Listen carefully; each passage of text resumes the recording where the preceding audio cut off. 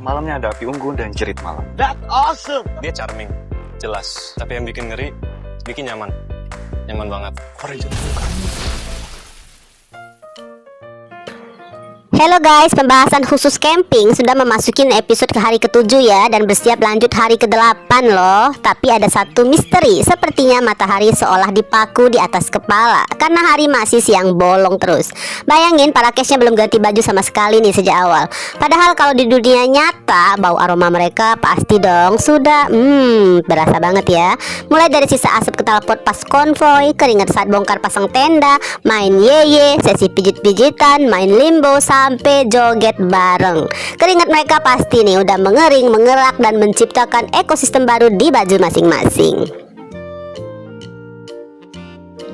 Kerennya nih guys, meskipun matahari masih enggan bergeser, tenaga mereka semua seperti pakai baterai yang gak ada habisnya. Sepertinya rasa bahagia yang berlebih bikin mereka lupa ya cara capek. Terutama Akila, yang staminanya paling juara lah kalau urusan mencari celah untuk bermesraan. Akila benar-benar memanfaatkan setiap detik untuk memamerkan hak miliknya atas Harry ke seluruh dunia. Akila ini tipenya kalau ada kesempatan sedikit aja langsung tancap gaspol. Puncak kegemesannya terjadi saat lomba tebak gambar. Akila sengaja banget amnesia dan pura-pura nggak bisa menjawab supaya dapat hukuman. Tujuannya cuma satu, biar terus digendong Harry. Bagi kita para tim pendukung garis keras Halkil, aksi ini memang lucu dong dan bikin senyum-senyum. Walaupun kadang kita harus menutup muka ya, karena gaya agresif Akila yang gatel banget. Tapi ya namanya juga asmara remaja guys, bumbunya memang harus sedikit ekstra kan. Namun di balik keagresifan Akila ada Harry yang tetap tenang layaknya batu karang. Sebagai pria yang lebih dewasa, Harry tahu betul di mana batasannya. Harry bukan tipe cowok yang memanfaatkan situasi kesempatan dalam kesempitan. Justru ya guys, disinilah letak kerennya. Meskipun Akila seolah terus menyerang, Harry tetap menjaga kehormatan sang tunangan dengan penuh wibawa. Benar-benar definisi gentleman yang bikin kita makin betah menonton mereka. Beralih ke Yuka, Gunawan, dan Kak Al nih yang sedang membahas tentang Vicky. Yuka sebagai adik yang suportif udah gemes banget deh dan menyuruh kakaknya Satset menyatakan perasaan ke Vicky. Masalahnya laporan dari Gunawan sungguh meresahkan. Munculnya sosok Dev, temannya Fata, yang menurut Gunawan ganteng dan sangat menarik. Bahkan Gunawan mengakui kalau aura Dev ini bikin Vicky langsung merasa nyaman sejak detik pertama. Nah, Kak Al yang mendengar itu langsung kena mental dan mendadak kurang percaya diri. Kasihan ya, Kak Al baru mau move on dari Zara, malah ketemu lawan yang bikin hatinya ciut lagi.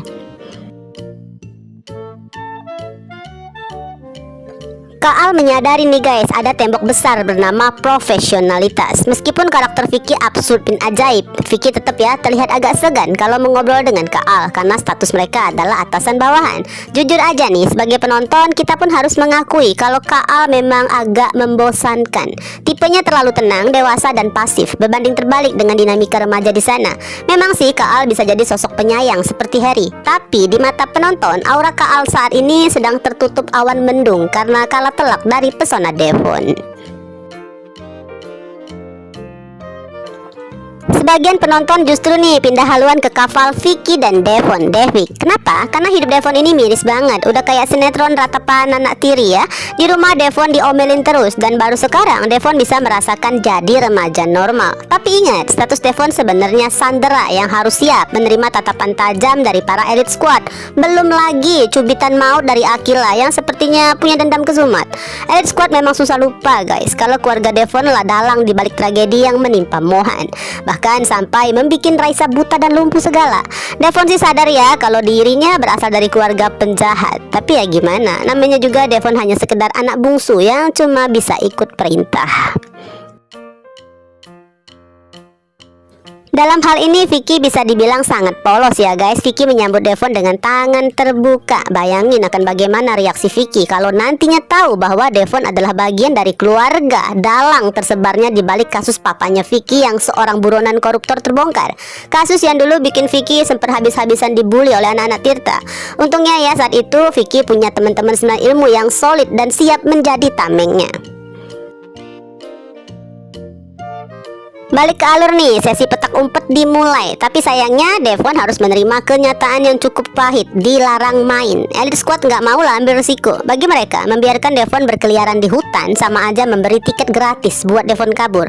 Meskipun saat itu Devon udah bersumpah kalau dia betah banget jadi sandera, Elite Squad tetap tutup telinga guys. Namanya juga sandera, mana ada sih sejarahnya tawanan malah betah kalau nggak ada udang di balik batu. Nah, pada adegan ini, tensi para penonton dan karakter pecah ya. Ada sebagian dari kita yang mulai baper dan ikutan kesel melihat sikap Mohan yang agak kasar sampai mendorong Devon.